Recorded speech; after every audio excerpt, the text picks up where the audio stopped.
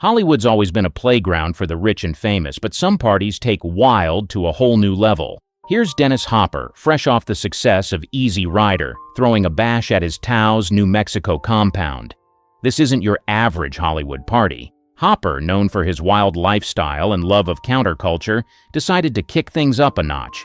He filled an old Spanish colonial-style adobe with a mix of Hollywood elite, local artists, and an entire motorcycle gang. Talk about an eclectic guest list. Hopper, ever the provocateur, provided each guest with a tab of LSD. Because why chat when you can trip, right? The party quickly devolved into a frenzy of psychedelic-fueled madness. Actors in flowing robes, artists covered in paint, and bikers in leather jackets all tripping the light fantastic. It was like a living, breathing Hieronymus Bosch painting, except with more Harleys. As the night wore on and the acid kicked in, Hopper decided to up the ante. He brought out a collection of props from his movies: guns, thankfully unloaded, Native American headdresses, even a stuffed buffalo head, and declared an art happening. The catch? Everyone had to create a piece of art using the props and their own bodies. Suddenly, the party turned into a frenzied game of avant-garde Pictionary, but with people as the canvas. A-listers frantically arranging themselves into living sculptures, artists painting intricate designs on bikers' backs, all while trying not to get lost in their own hallucinations. It was like a psychedelic version of Twister, with a dash of performance art thrown in for good measure. And Hopper, he just sat back, joint in hand, watching his masterpiece of mayhem unfold. The party raged on for 3 days straight, fueled by drugs, alcohol, and a complete disregard for reality. When it finally wound down, the compound looked like the aftermath of a very trippy hurricane. Paint-splattered celebrities, half-finished artworks, and at least one person convinced they were now a cactus. Hopper's LSD-fueled art party went down in history as one of Hollywood's most infamous bashes, setting the bar for countercultural celebrity soirees for decades to come. While Hopper was tripping out in New Mexico, another Hollywood legend was cooking up a storm of her own. Bianca Jagger, the Nicaraguan socialite and then wife of Mick Jagger, knew how to throw a party that would make headlines. And in 1977, she didn't disappoint. It was her birthday, and she decided to celebrate at the infamous Studio 54 in New York City.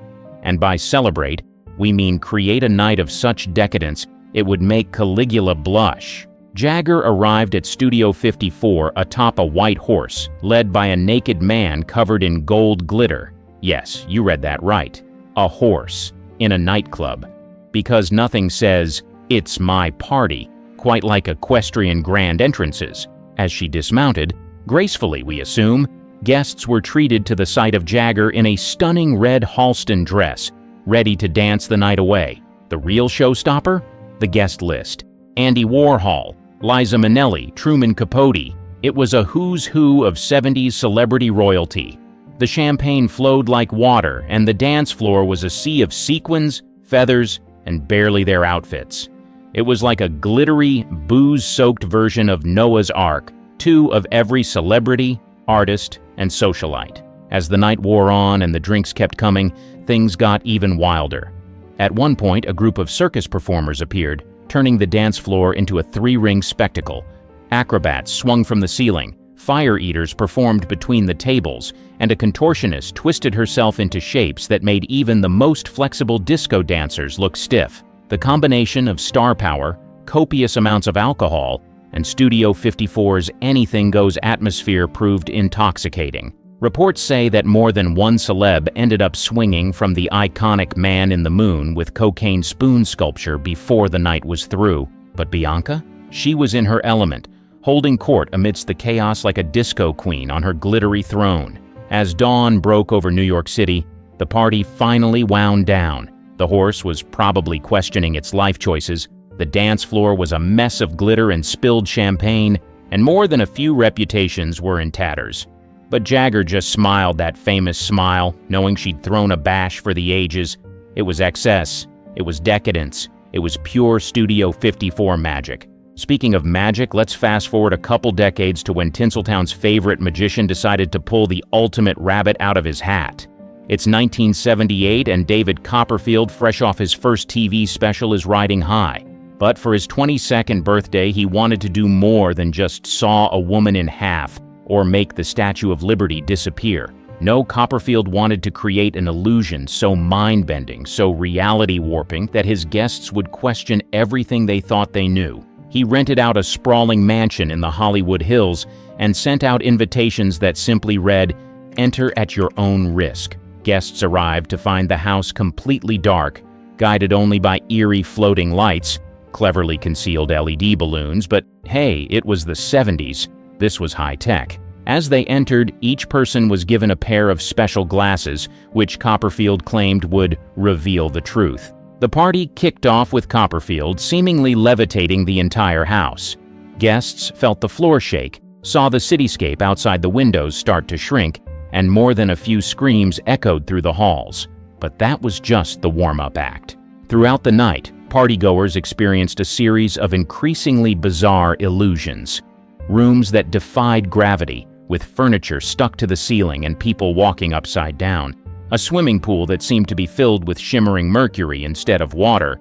Don't worry, it was just a clever light trick. Probably. But the pièce de résistance? A portal room where guests could allegedly see and interact with partygoers from other dimensions. Was it smoke and mirrors? Hired actors?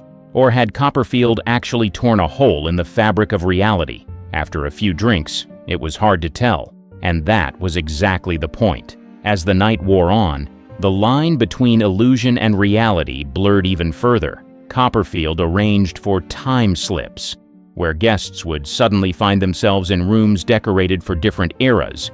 One minute you're doing the hustle in a 70s disco, the next you're sipping absinthe in a Victorian parlor. It was like an acid trip through a history book with David Copperfield as the mad professor at the helm. The party reached its climax at midnight when Copperfield gathered everyone for the big finale. He announced he would make the entire party, guests included, vanish and reappear at a secret location.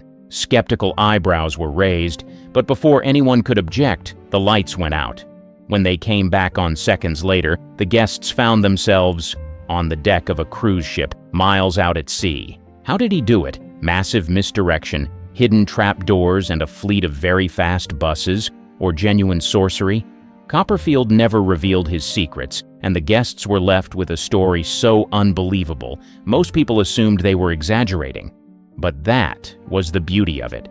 A party so surreal, so mind-bending, that it became a legend in its own right. Copperfield had pulled off the ultimate trick, turning a birthday bash into a waking dream that his guests would never forget, if it even happened at all. While Copperfield was bending reality, another Hollywood icon was busy turning fantasy into a very risque reality. It's 1985, and Madonna, the queen of pop, is at the height of her provocative powers. For her 27th birthday, she decided to throw a party that would make her Like a Virgin video look like a Sunday school picnic. The theme, Forbidden Fantasies. And let me tell you, nothing was off limits. Madonna rented out an entire soundstage at Paramount Studios, transforming it into a labyrinth of dark corners and velvet-draped rooms. Each space was dedicated to a different fantasy, some naughty, some nice, and some that probably violated several local ordinances. Guests arrived to find themselves in a twisted wonderland. There was the 7 Deadly Sins room, where actors portrayed each vice in increasingly creative and scantily clad ways. Gluttony was particularly popular, featuring a human buffet with sushi served on nearly naked models. Because nothing says happy birthday quite like eating a California roll off someone's abs, but that was tame compared to the peep show corridor. Here, guests could peek through keyholes to watch. Well, let's just say it was the kind of stuff that would make a sailor blush. Was it all staged?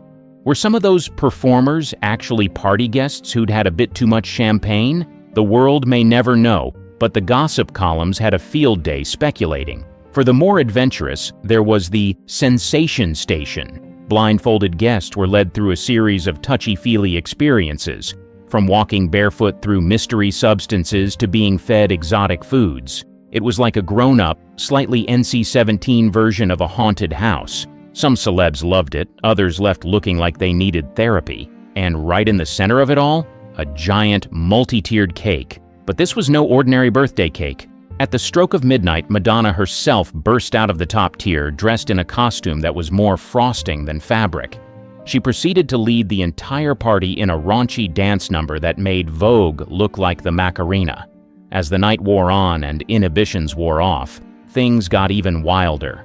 There are rumors of an impromptu wedding chapel where guests could get married to anyone or anything they wanted. By morning, half of Hollywood had apparently tied the knot with potted plants, statues, or in one famous case, their own reflection in a mirror. The party finally wound down as the sun came up, leaving a trail of glitter, feathers, and scandalous Polaroids in its wake. Madonna had managed to shock even the most jaded of Hollywood partygoers, cementing her status as the baddest birthday girl in town. It was excess, it was controversy, it was pure Madonna. Now, you might think Madonna's bash was the pinnacle of Hollywood hedonism, but hold on to your hats because we're about to dive into a party so exclusive, so secretive, that for years it was nothing more than whispered rumor. Welcome to the world of the Eyes Wide Shut rap party, hosted by none other than Stanley Kubrick himself in 1999. Kubrick, known for his perfectionism and secrecy, had just finished filming his final movie, a dark, erotic thriller starring Tom Cruise and Nicole Kidman. The rap party was meant to be a celebration, but in true Kubrick fashion, it turned into an immersive experience that blurred the lines between film and reality. The location was a sprawling English manor, chosen for its eerie similarity to the film's setting. Guests arrived to find themselves in a real-life version of the movie's infamous masked ball. Everyone was required to wear elaborate Venetian masks and costumes, their identities hidden behind a veil of mystery and intrigue. But this was no ordinary costume party. As guests moved through the candlelit halls, they encountered scenes straight out of the film's most controversial moments. Rooms filled with silent, masked figures engaged in, well, let's just say activities that would make a censor's head explode. Were they actors? Fellow partygoers? The line between performance and reality was deliberately, deliciously blurred. Kubrick, ever the puppet master, had arranged for certain guests to receive secret missions throughout the night. A whispered word here, a hidden clue there. Suddenly you're part of an unfolding mystery, never quite sure if it's part of the game or something more sinister. It was like being inside one of Kubrick's films, where nothing is quite what it seems and paranoia lurks around every corner. The party reached its climax at midnight with a recreation of the film's most iconic scene. A masked orchestrator, rumored to be Kubrick himself, though no one could say for sure, led a hypnotic, almost ritualistic ceremony. Guests were encouraged to shed their inhibitions along with certain articles of clothing. Let's just say that by the end of the night, more than a few Hollywood egos were stripped bare. As dawn broke, bleary-eyed celebs stumbled out into the cold light of day, many questioning what exactly they'd experienced. Was it all an elaborate game? A final mindfuck from cinema's greatest manipulator? Or had they genuinely crossed some boundary between fiction and reality? Kubrick, true to form, never spoke about the party publicly. But for years afterward, hushed conversations in Hollywood's most exclusive circles would turn to that night. "Were you there?" they'd ask, a mix of pride and something like fear in their voices. It was Kubrick's final gift to the industry he'd both loved and tormented. A party that was also a work of art, a celebration that was also a warning, pure cinema, right down to the last masked kiss. While Kubrick was blurring reality in England, back in the States, another kind of cinematic magic was unfolding. It's 2002, and Peter Jackson has just wrapped filming on the Lord of the Rings trilogy. Now, you might think a bunch of hobbits and elves would throw a pretty tame bash, but you'd be dead wrong. Jackson decided to send off his epic project with a party of equally epic proportions. The location? A massive soundstage in Wellington, New Zealand, transformed into a multi-level extravaganza that would make Minas Tirith look like a studio apartment. Each floor was themed after a different part of Middle-earth, from the cozy Hobbiton pubs to the glittering elven realms of Rivendell. But this wasn't just about pretty decorations. Jackson, known for his attention to detail, went all out. Want to drink like a dwarf? Head to the Mines of Moria level, where beer flowed from taps carved to look like dragon heads. Feeling a bit more ethereal? Float up to the Lothlorien level, where cocktails smoked and bubbled like magical potions, served by waitstaff with pointy ears and flowing robes. The costumes were, of course, mandatory. But we're not talking about cheap Halloween knockoffs here. The actual wardrobe department from the films was put to work, creating bespoke outfits for each guest. Elijah Wood reportedly spent half the night trying to convince people he wasn't actually Frodo, while Ian McKellen embraced his inner Gandalf, dramatically declaring, "You shall not pass," every time someone tried to cut in line at the bar. But the real magic happened at midnight. Jackson, never one to do things by halves, had arranged for a full-scale battle reenactment. Suddenly, the dance floor was swarmed by orcs, stunt performers in full prosthetics, engaging the guests in a choreographed fight scene. Foam swords were passed out, and soon, A-list celebrities were swinging away like they were auditioning for the next big fantasy franchise. The party reached its peak with a recreation of the destruction of the One Ring. A giant flaming eye, impressive practical effects of course, appeared on one wall, while a platform rose in the center of the room, surrounded by bubbling lava. Probably best not to ask what that was actually made of. One lucky guest was chosen to cast the ring, a prop from the film, into the flames, complete with dramatic music and indoor fireworks. As the sun rose over New Zealand, bleary-eyed hobbits, disheveled elves, and more than a few orcs missing pieces of their prosthetics stumbled out into the real world. The party had raged on for nearly 24 hours, a testament to both Jackson's commitment to excess and the cast's impressive stamina. It wasn't just a rap party, it was the end of an era, a final hurrah for a group of people who'd spent years bringing a fantasy world to life. And in true Hollywood fashion, they'd sent it off with a bang loud enough to wake the Balrog. But while Jackson was recreating Middle-earth, another director was busy turning Hollywood itself into a twisted playground. It's 2007, and Quentin Tarantino, fresh off the success of Kill Bill, decides to throw a birthday bash that's part celebration, part film shoot, and all kinds of crazy. Tarantino rented out a string of seedy motels on the outskirts of LA, transforming each one into a different set from his films. You want to grab a burger at Big Kahuna Burger from Pulp Fiction? Just head to room 12. Fancy getting your ear sliced off like in Reservoir Dogs? That's happening in the parking lot, buddy. It was like a deranged Tarantino theme park, with each motel room offering a new, often violent adventure. But here's the kicker. Tarantino handed out cameras to his guests, encouraging them to film everything. Why? Because this party wasn't just a party. It was also a guerrilla-style shoot for his next project. Suddenly, A-list celebs found themselves improvising scenes, reenacting famous Tarantino moments, or just capturing the pure chaos that was unfolding around them. The night reached its peak with a massive Mexican standoff in the motel's courtyard. Hundreds of guests, all armed with prop guns, engaged in an elaborate choreographed sequence that was part dance, part shootout. The twist? No one knew who was supposed to be left standing at the end. It was cinematic chaos, fueled by way too much tequila and Tarantino's unique brand of madness. As the sun came up, bleary-eyed guests stumbled out, many still in costume, still not entirely sure what they'd just been part of. Was it a party? A film shoot? Some weird hybrid of the two? All they knew was that they'd just experienced peak Tarantino. Violent, verbose, and utterly unforgettable. Now, you might think we've reached the pinnacle of Hollywood party excess, but hold on to your designer hats because we're about to dive into a bash that makes all the others look like kids' birthday parties at Chuck E. Cheese. It's 2012, and tech billionaire Shawn Parker, you know, the Napster guy played by Justin Timberlake in The Social Network, decides to throw an engagement party. But this isn't just any engagement party. This is a $4.5 million Tolkien-inspired extravaganza that would make Gatsby himself say, "Whoa, dude, maybe tone it down a bit." Parker rented out a huge swath of California redwood forest and transformed it into a real-life fairyland. We're talking custom-made silk flower petals scattered everywhere, a 9-foot-tall wedding cake, and a pen of bunnies for guests to cuddle, because nothing says, "I'm stupid rich," like renting rabbits. Each of the 364 guests was given a custom-made Lord of the Rings-style costume, created by the movie's actual costume designer.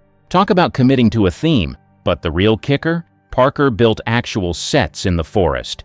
Not just a stage or a dance floor, oh no. We're talking multiple cottages, a gated fortress, Roman ruins, and even a freaking waterfall. It was like Middle Earth and ancient Rome had a baby, and that baby grew up to have way too much money and a thing for redwoods. The ceremony itself was like something out of a fantasy novel fever dream. The couple made their entrance through a 20-foot-high gate, covered in ivy and flanked by broken Roman columns. They exchanged vows on a ruined castle tower surrounded by guests in elf ears and medieval gowns. It was part Lord of the Rings, part Game of Thrones, and entirely ridiculously over the top. But here's where things get really wild. Parker had allegedly failed to obtain proper permits for all this forest redecorating. Environmentalists were not amused. The California Coastal Commission launched an investigation, and Parker ended up paying a $2.5 million settlement for potential environmental damages. That's right, this party was so excessive it literally damaged the environment. Mother Nature does not appreciate your Hobbit roleplay, Shawn. In the end, Parker's Woodland Wonderland Bash went down in history as one of the most excessive, elaborate, and environmentally questionable parties ever thrown. It was a perfect storm of tech money, Hollywood excess, and fantasy nerd dreams come to life.